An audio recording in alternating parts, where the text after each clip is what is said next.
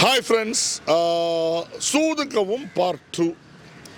எதுக்கு எடுத்தாங்கன்னு தெரியல இந்த படத்தை. சூதுக்கவும் பார்ட் 2. அந்த சூது அதை அந்த வேர்டு எடுத்துகிட்டு வேறு ஏதாவது நல்ல வேர்டு அங்கே போட்டுக்கலாம். கவும் பார்ட் 2, பார்ட் 3 அப்படி எடுத்துகிட்டே போகலாம்.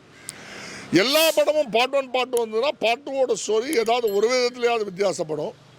சீன் டு சீன் அதே மாதிரி எடுத்துகிட்டு ஆக்டர்ஸை மட்டும் எடுத்துகிட்டு அதுக்கு பேர் பார்ட் 2 கிடையாது. அதுக்கு பேர் ரீமேக்கில் ஆக்டர்ஸை சேஞ்ச் பண்ணுற மாதிரி பண்ணிட்டு சீன் டு சீன் இதே மாதிரி பண்ணியிருக்காங்க, ரீமேக் பண்ணியிருக்காங்க.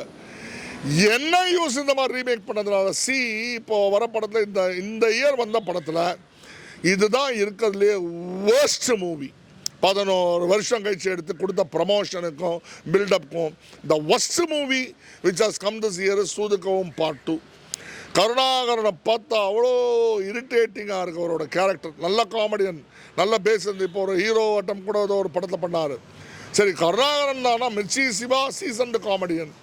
2 பேரும் இந்த படத்தில் ஒரு இடத்துல ஒரு சீன் கூட எடுபடலை, ஒன்றுமே எடுபடலை. ஜோம்பி கொண்டு இருக்காங்களாம்.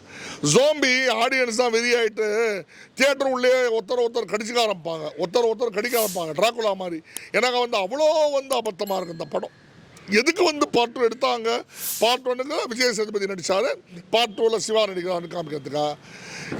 படுகேவலமாக இருக்குங்க படம், படுகேவலமாக இருக்குங்க. இப்படிலாம் ஒரு படம் எடுத்துட்டு ஆடியன்ஸை கூப்பிட்டு தியேட்டரில் பாருன்னு சொல்லக்கூடாது. ஃபஸ்ட்டு டைம் நான் என் மை லைஃப் சொல்கிறேன், இந்த படம் தயவுசெய்து தப்பி தவறி பார்த்துடாதீங்க. It is not because of the promo or anything like that. உங்களுக்கு நார்மலாக பிபி சுகர் இருந்ததுன்னா அது டபுள் மடங்கு எகிரிடும். எனக்கு ஏதோ கண்டென்ட்னு ஒன்று போகிறோம், ஒன்றுமே இல்லை அதில் வெறும் பூஜ்ஜியத்தை காமிச்சிட்டு இல்லை கண்டென்ட்னு போகிறோம். இந்த படத்தை பார்க்குறது ஒன்று தான்.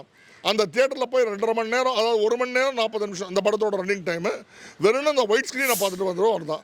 அந்த வெள்ளை ஸ்க்ரீனை பார்த்தாலும் அது ஏதோ உங்களுக்கு தியானம் பண்ண அந்த ஃபீல் அந்த மாதிரி தான் கிடைக்கும். வெறும் அந்த வெள்ளை ஸ்க்ரீனை பார்த்துட்டு வர்றதும் ஒன்று தான், அந்த படத்தை பார்த்துட்டு வர்றதும் ஒன்று தான். இந்த படத்தில் ஒன்றுமே கிடையாது. இது அப்பளம் பப்படம் எல்லாம் சேர்ந்து நொறுக்கப்பட்ட படம். சூதுக்கவும், சாரி டு சே, வேறு எது வேணால் கவட்டும், கட்சியில் நம்மளை தான் கவிட்டாங்க மொத்தமாக. இந்த வீடியோ பிடிச்சிருந்துச்சுன்னா லைக் பண்ணுங்க, ஷேர் பண்ணுங்க, கமெண்ட் பண்ணுங்க. ரஃபி தியேட்டரை மறக்காம சப்ஸ்கிரைப் பண்ணிருங்க, பெல் பட்டனை கிளிக் பண்ணிருங்க.